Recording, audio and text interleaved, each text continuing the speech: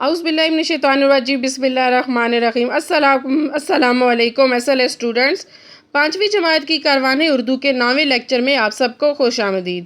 جی تو بچوں، سب سے پہلے اپنی کاروان اردو کی کتاب نکال لیں اور اس کا صفحہ نمبر 26 جو ہے وہ نکال لیں، اور یہاں پر دیکھیں نوجوان سپہ سالار، یعنی آج جو سبق ہم پڑھنے جا رہے ہیں اس کا نام ہے نوجوان سپہ سالار۔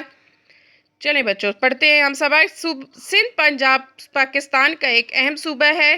صوبہ سندھ کو باب الاسلام بھی کہا جاتا ہے۔ باب الاسلام کے معنی ہے اسلام کا دروازہ۔ سندھ کو باب الاسلام اس لیے کہا جاتا ہے کہ ہندوستان اور پاکستان میں سندھ وہ جگہ ہے جہاں سب سے پہلے اسلام آیا۔ آئیے جانتے ہیں کہ سندھ میں باضابطہ اسلام کس کے ذریعے آیا اور کس طرح پھیلا۔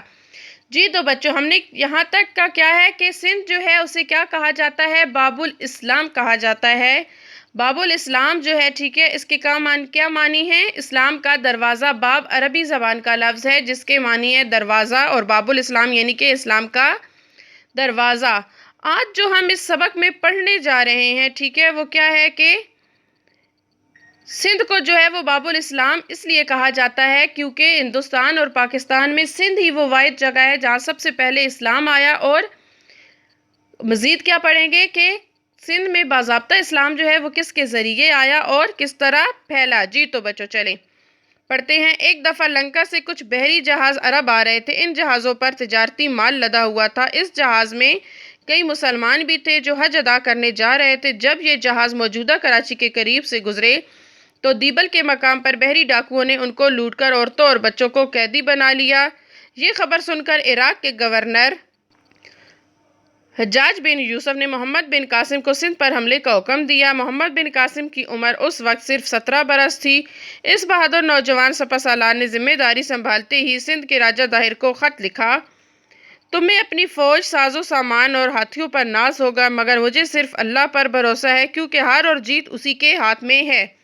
محمد بن قاسم 12,000 فوج لے کر خشکی کے راستے 711 میں سندھ پہنچا۔ سپاہیوں اور اسلحے کے علاوہ شہر کی مضبوط فصیلوں کو توڑنے والی مشین بھی، جسے عربی زبان میں منجنیق کہتے ہیں، لشکر کے ساتھ تھی۔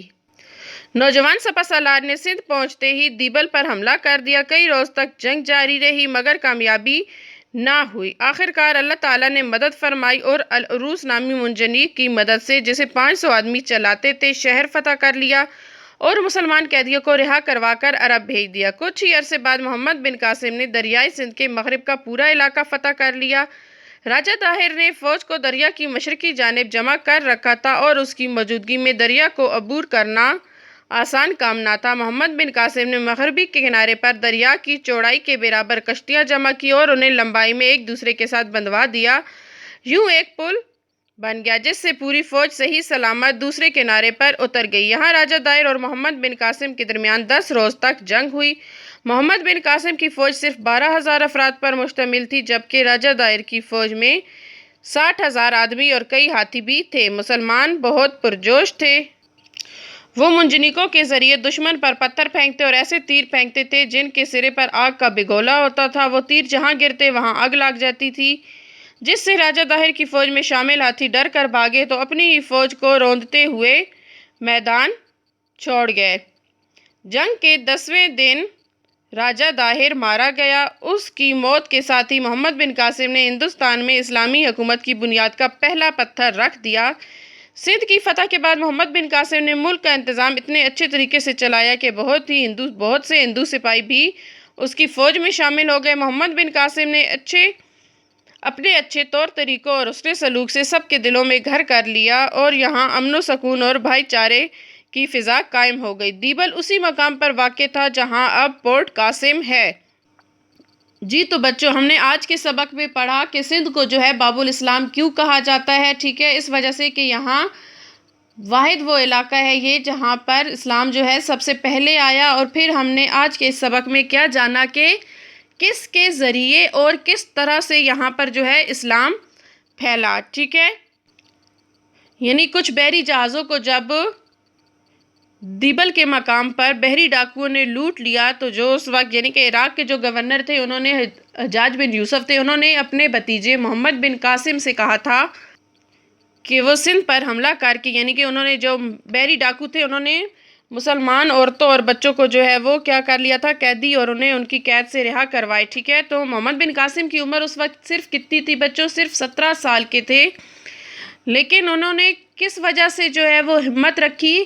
انہوں نے جنگ سے پہلے ہی راجہ داہر کو خط لکھ دیا تھا کہ تمہیں اپنی فوج اور اپنی طاقت پر غرور ہوگا، لیکن مجھے صرف اللہ پر ہی بھروسہ ہے، کیونکہ ہار اور جیت جو ہے وہ صرف اللہ کے ساتھ ہے۔ راجہ داہر کی فوج کتنی تھی؟ وہ تھی 12,000، راجہ داہر کی فوج 60,000 تھی، جبکہ محمد بن قاسم کی جو فوج تھی وہ کتنی تھی؟ 12,000، ٹھیک ہے۔